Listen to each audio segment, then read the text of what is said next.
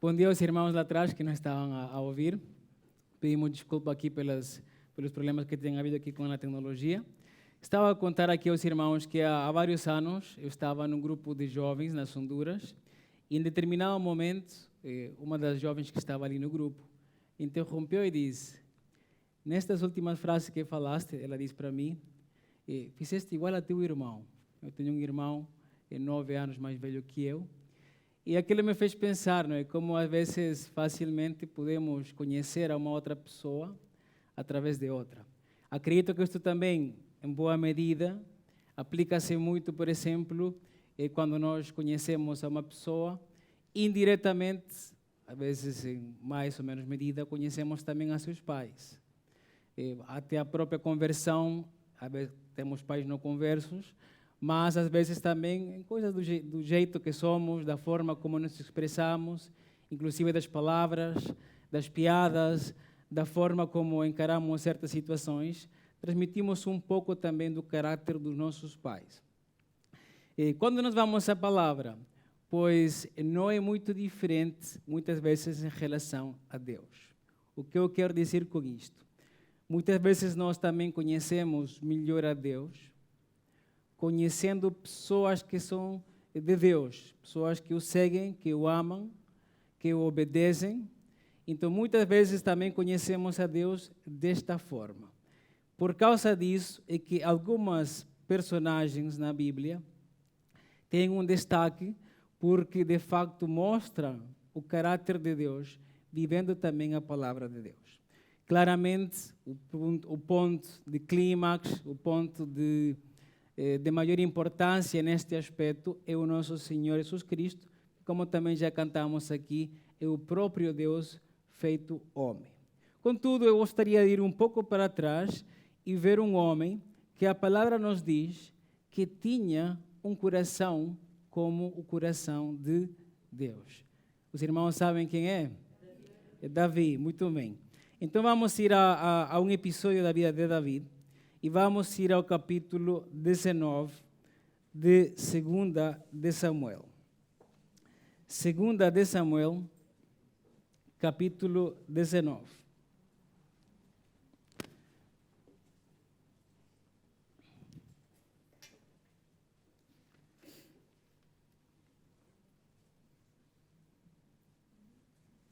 Quem está ali à procura do livro, se não está muito acostumado à ordem, está Josué, Juízes, um pouco mais à frente. Se esta extensão já se passou, pode ir para trás e vai encontrar a passagem.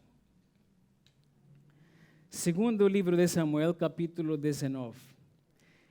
O complicado das histórias da Bíblia é que são, às vezes, bastante extensas, não é?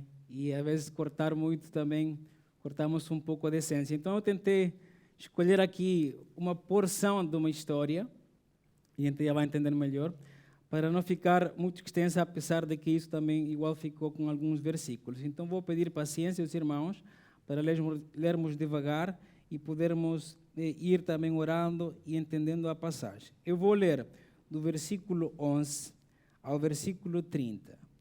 Segundo o livro de Samuel 19, de 11 ao 30, diz assim: Então o rei David enviou a Sadoc e a Abiatar, sacerdotes, dizendo: Falei aos anciãos de Judá, dizendo: Por que sereis vós os últimos em tornar a trazer o rei para a sua casa?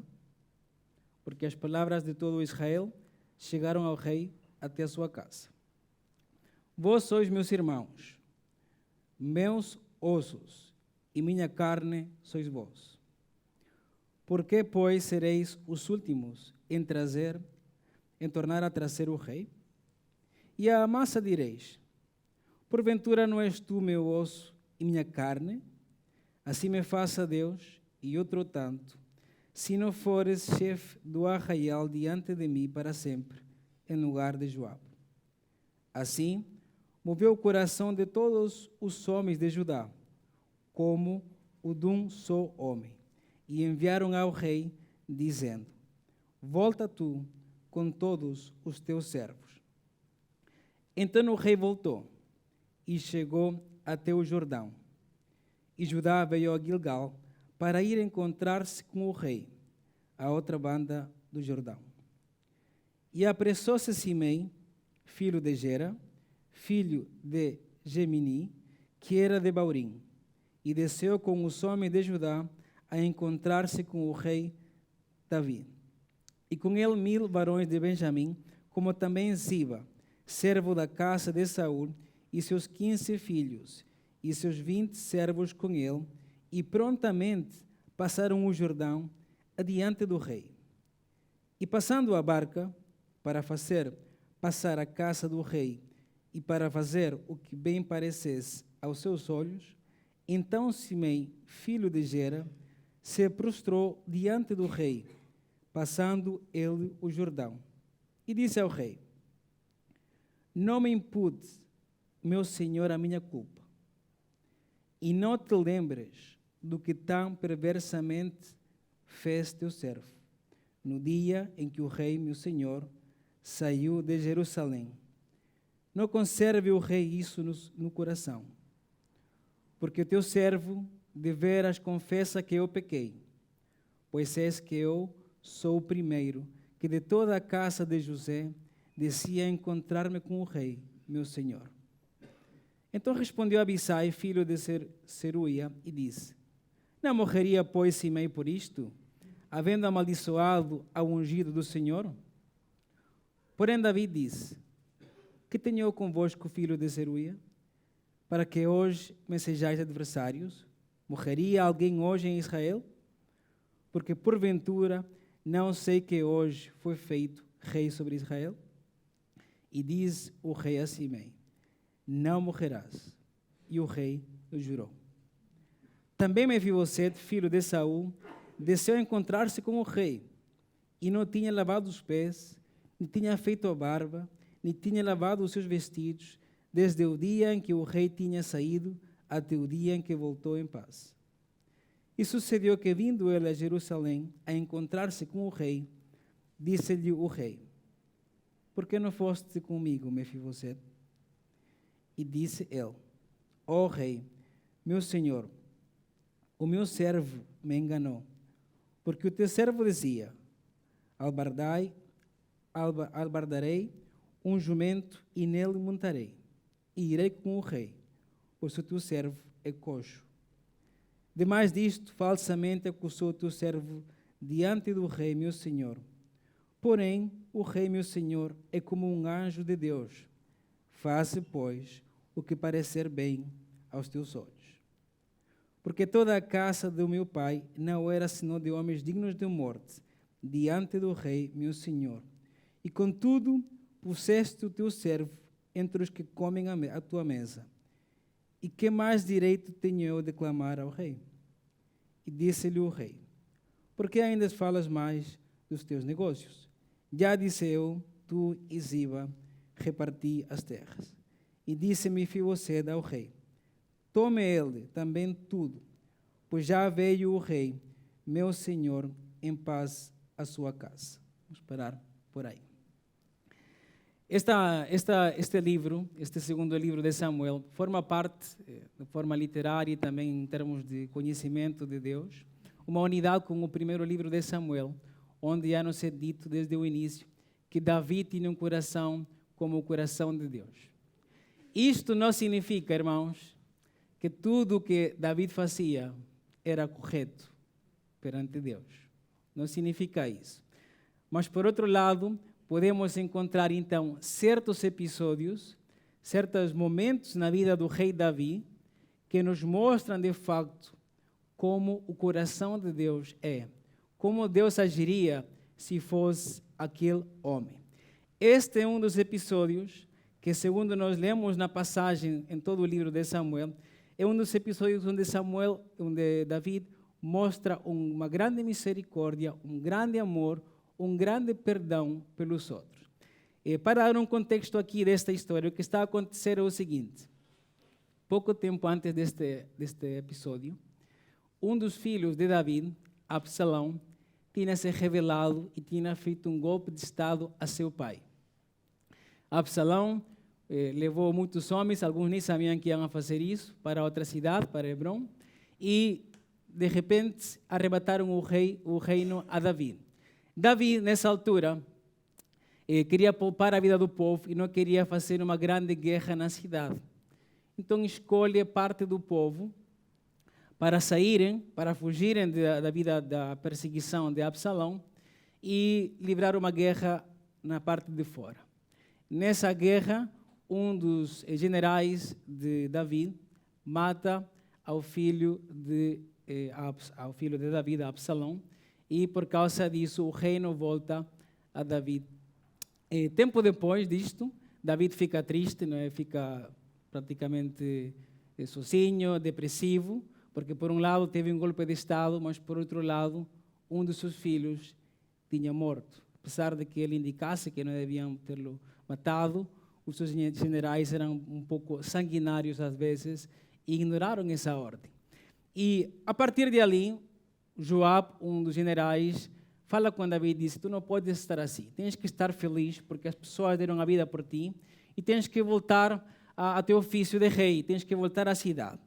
E nesse espírito, nesse momento da história que entra esta passagem, Davi está a voltar a Jerusalém e agora ele é o rei, já não é um fugitivo. Então, qualquer pessoa que durante a rebelião tivesse tomado o lado de Absalão, que era o seu filho, Davi tinha todo o direito de tirar a vida dessa pessoa, ou pelo menos metê-la presa, porque tinham o traído, quando ele de facto era um rei da parte de Deus. Então, nessa volta, ele se vai encontrar com algumas personagens. Antes dele chegar a encontrar-se com as personagens, depois também aparece outra, vocês podem continuar a ler em casa. Antes de encontrar-se com Simei e Mefibosete, no versículos 11 ao 15, Davi está a encaminhar-se a Jerusalém e manda dizer aos sacerdotes que falem ao povo para que reconheçam que ele é o rei. E nesse convite, tudo indica que o povo aceitou este convite de Davi para aceitarem como rei. Davi não quer aqui problemas, quer voltar a toda a sua normalidade. Eu acredito que neste convite, Davi mostra uma parte do caráter de Deus, do coração de Deus. Que é que o coração de Deus é um coração que convida ao mundo a cair em ração. É um coração que convida ao mundo a cair em ração. Davi era o rei, mas alguns ainda estavam a lamentar a morte de Absalão. Provavelmente alguns não gostavam de Davi, mas ao final Davi era o rei. Alguns provavelmente tinham tido problemas com Davi por serem da casa de Benjamim, né, que era a casa de Saul, era a tribo de Saul. E alguns, se calhar, não gostavam de Davi. Outros, como vamos ver, traíram ao próprio Davi. Inclusive alguns, como Amasa, que é mencionado ali, que poderia ser empregado de Davi, era empregado de Absalão. Então, Davi dá o convite. Entendam, eu sou o rei. Vocês vão aceitar isto? Então, se vão aceitá-lo, reconheçam-me como o rei. E a partir de ali, Judá aceita este convite. Quando nós pensamos hoje em dia, irmãos, e visitantes e amigos, a questão não mudou muito. Há pessoas que pensam que são senhores da sua própria vida e fazem o que querem e têm controle sobre o seu destino. Outros são excessivamente focados nos líderes temporais que este mundo nos dá. Outros, se calhar, focam-se muito em outros líderes religiosos e pensam que são eles que têm, de facto, o poder e o reino. E para o cristão, para nós que meditamos na Bíblia, cair em razão é entender que existe um único rei, que é o Senhor Jesus. E da mesma forma que Davi estava a voltar à cidade de Jerusalém, Cristo, irmãos, cada dia tem mais perto a sua volta a este mundo e lança o mesmo convite à humanidade. Vão me aceitar como rei antes de que eu chegue? Vão antecipar-se à minha chegada? Porque o dia que Davi chegasse e alguma pessoa não o tivesse reconhecido como rei, podia ter sérios problemas. Hoje não é diferente.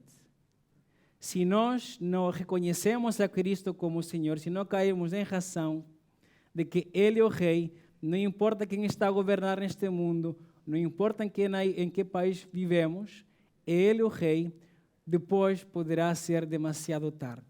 E o convite são boas novas que deixamos para vocês hoje, para nós, para o mundo, para Portugal e para o Brasil. Antecipemo-nos à vinda de Cristo. Reconheçamos já o que Ele é, para que quando Ele chegar, como muitos em Jerusalém, possamos celebrar e não como outros, como a palavra diz no Novo Testamento, se escondam quando Cristo volta. Vamos a seguir na passagem e aparece aqui uma personagem que, se nós não conhecemos o passado, ficamos um pouco desorientados, que é o encontro entre Davi e um homem chamado Simei. Por que ele antecipou-se? Por que ele foi ter com Davi? O que ele tinha feito? Eu gostaria que fôssemos umas páginas atrás só, no capítulo 16, para que saibamos o que Simei fez aquele dia da fuga de Davi. Capítulo 16, no mesmo livro, 2 Samuel 16. E vamos ler versículo 5 até o versículo 13. É só ir 2 páginas atrás e vai chegar ali. 2 Samuel 16. E chegando o rei Davi a Baurim, eis que dali saiu um homem da linhagem da casa de Saul, cujo nome era Simei, filho de Gera, e saindo ia amaldiçoando. E apedrejava com pedras a Davi e a todos os servos do rei Davi, ainda que todo o povo e todos os valentes iam à sua direita e à sua esquerda. E amaldiçoando-o, Simei assim dizia: sai, sai, homem de sangue e homem de Belial. O Senhor te deu agora a paga de todo o sangue da casa de Saul, em cujo lugar tens reinado. Já deu o Senhor o reino na mão de Absalom, teu filho. E este agora na tua desgraça, porque és um homem de sangue. Então disse Abisai, filho de Zeruia, ao rei: por que amaldiçoaria este cão morto ao rei, meu senhor? Deixa-me passar e lhe tirarei a cabeça. Disse, porém, o rei: que tenho eu convosco, filho de Zeruia? Ora, deixa-o amaldiçoar. Pois o Senhor lhe diz: amaldiçoa a Davi. Que pois diria?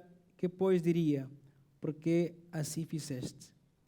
Disse mais Davi a Abisai e a todos os seus servos: eis que meu filho, que saiu das minhas entranhas, procura a minha morte. Quanto mais este filho de Gemini.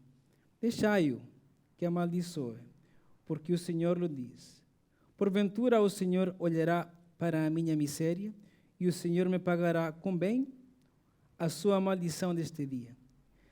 Perseguiram, pois, o seu caminho, Davi e os seus homens, e também Simei ia ao longo do monte, defronte dele, caminhando e amaldiçoando, e atirava pedras contra ele e levantava poeira. Não? Este é o Simei que aparece logo no capítulo 19, um homem da casa de Benjamim, da casa de Saul, que tinha remorso no seu coração, e o dia que houve um golpe de Estado, aproveitou essa oportunidade para amaldiçoar a Davi, para tirar-lhe pedras a ele e a seus servos, e continuar não só uma vez, diz que continuou o caminho, porque Davi estava a sair da cidade descalço, diz a palavra, e ao lado deles, amaldiçoando, atirando pó e atirando poeira nos servos. Um dos filhos de Zeruia, Abisai, que também aparece no 19, era muito colérico, queria matá-lo nessa altura e também depois. E este homem que aparece aqui no versículo 16 ao 23 do capítulo 19, pedindo perdão a Deus. E a partir dali nós conseguimos conhecer também o caráter de Deus, dizendo o seguinte, que o coração de Deus é um coração que perdoa os piores pecadores sempre e quando haja um genuíno arrependimento. Sempre e quando haja um genuíno arrependimento. David mostrou essa misericórdia quando saiu da cidade, porque podia ter dado a ordem a Abisai e matavam a Simei na hora, e mostrou essa parte de Deus, essa misericórdia, quando voltou também a Jerusalém, não perdoando este pecado, mas com a condição que Simei arrependeu-se. Algumas das pessoas que estão aqui, se calhar não conhecem a Cristo ainda, estão a ouvir esta mensagem pela primeira vez ou já por várias vezes. Mas nós acreditamos que cada um de nós, que todos nós, não importa quanto entendamos isso, mas perante Deus, nós somos maus. Amaldiçoamos o seu Filho antes de reconhecê-lo como Senhor, se calhar não pelas palavras, mas sim com a vida que nós tínhamos. E como o apóstolo Paulo diz, éramos, por natureza, filhos de ira. Nós, sem Cristo, somos como Simei para Davi. Mas em determinado momento, pela graça de Deus, nos arrependemos e pedimos perdão. E não importa o tipo de pecado que tenhamos feito, Ele perdoa. E essa é uma das razões que deve sempre impulsar, motivar o nosso louvor, a nossa vida de oração, a nosso tempo devocional, a nossa comunhão. É o perdão que recebemos de Deus. Isto, por estranho que pareça, também deve ser praticado para os outros. David conheceu isto de Deus, porque Deus o perdoou várias vezes, ele aplicou a Simei. Nós recebemos isto da parte de Deus e agora, irmãos, devemos aplicá-lo ao nosso próximo. Devemos aplicar perdão ao casamento. Espero que ninguém tenha tirado pedras, não é? A seu cônjuge. Mas, às vezes, podem ser verbais. Podem ser momentos de crise, onde há uma ofensa. Aos filhos, ou dos filhos aos pais. Irmãos, ofendem-se. Somos pecadores. No trabalho, na igreja. Nós devemos refletir que temos o Espírito Santo, perdoando aqueles comportamentos que parecem imperdoáveis para um homem natural. E é o que David fez. Abisai, que estava ao lado, queria matar logo aquele homem, porque não tinha o coração de Deus. Mas David disse, deixa-o amaldiçoar. E depois, eu te perdoo, juro-te que não te matarei. O coração de Deus a mostrar-se com o próximo. Então, nós também devemos aplicar este perdão, independentemente da pessoa, independentemente do que nos tenha feito, por mais difícil que seja. E no final, aparece uma personagem que provavelmente é mais conhecida de todos nós, que é Mefibosete. Apesar disso, se não conhecem Mefibosete, quem era este homem? Foi um homem também da casa de Saul, da tribo de Benjamim, que David um dia quis aplicar misericórdia e amor pelo voto e pela amizade que tinha com Jonatã. Jonatas, para o espanhol. Jonatas, obrigado. Por Jonatas, o filho de Saul. E Mefibosete era um coxo, um homem que ele próprio se diz a si mesmo, né, como um cão, uma pessoa que já não tinha futuro, não servia para a guerra, era da casa de um homem que já tinha má reputação em Israel, que era Saul. E um dia David quis mostrar misericórdia. Então, boa parte dos bens que teve a família de Saul foram devolvidos a Mefibosete. E ele, sendo coxo, não conseguindo fazer praticamente nada, é levado à casa do rei, a viver com o rei e, sobretudo, uma frase importante em 2 Samuel, que é a comer na mesa do rei, que era um privilégio que só os príncipes podiam ter e alguns generais. Esse Mefibosete, quando David sai de Jerusalém fugindo, aparece um dos seus servos e mente. E diz, olha, Mefibosete está a dizer que está de acordo com este golpe de Estado, né, em outras palavras, né, está de acordo com este golpe de Estado. Então, David, nesse momento, não colocou em causa essa mensagem e disse, olha, tu que és o servo, então, fica com toda a propriedade de Mefibosete. Quando David volta, nota alguma diferença. Mefibosete não tinha dito isso. Ele estava triste. Quando nos diz que não tinha tomado banho, praticamente não tinha tomado conta dele, que tinha barba longa, era uma mostra de tristeza, de depressão e de que não estava de acordo com aquilo que tinha acontecido. Apesar disso, ele parece falar muito nesta resposta que ele dá, não é? O seu servo me enganou, isso não é verdade. Começou a lembrar aqui o passado e por isso que Davi disse, para por aí, então vamos fazer uma coisa. Tu fica com uma parte e o teu servo com a outra metade. Mas uma pergunta importante nesta porção, como Mefibosete, é quando Davi pergunta, por que não foste comigo? Eu queria meditar, por que não foste comigo? Davi sabia, obviamente, que Mefibosete era coxo, que tinha limitações para se movimentar. Mas Davi esperava muito mais dele. Nem sequer mandou a um dos outros servos, que tinha vários, a dizer, diz ao rei que eu não estou de acordo com isto. O silêncio de Mefibosete é enorme quando Davi sai da cidade. Então, essa pergunta, por que não foste comigo? Eu queria estar aqui o princípio acerca do coração de Deus, né? Que o coração de Deus é um coração que espera que seus filhos mais próximos o sigam sempre, independentemente das circunstâncias. Que seus filhos mais próximos o sigam sempre, independentemente das circunstâncias. Mefibosete tinha recebido tudo e mais alguma coisa de Deus. E não merecia nada, merecia a morte. E nesse dia, parece que ele ficou em silêncio. Justificado ou não justificado, pois Davi esperava um pouco mais. Quando nós pensamos hoje em dia em nós, muitas vezes podemos nos perguntar, né, o que espera Deus de mim? E Ele espera isto, que nós o sigamos. Que estejamos a acompanhar o plano de Deus, vivendo em santidade, o plano de Deus em missões, o plano de Deus servindo com os dons que Ele nos deu. Porque senão Ele vai dizer, por que não foste comigo? Por que não colocaste em prática o dom que te di? Por que não fizeste ou utilizaste o teu talento em serviço da obra? Ou por que não partilhaste amor com aquele teu colega que era difícil? Por que não perdoaste? E aí por fora, o Senhor de facto espera que nós que já recebemos tanto, que somos os Mefibosete, que Deus nos deu com graça e amor, assim como também falou-se, né, na semana passada de Ezequias, não é?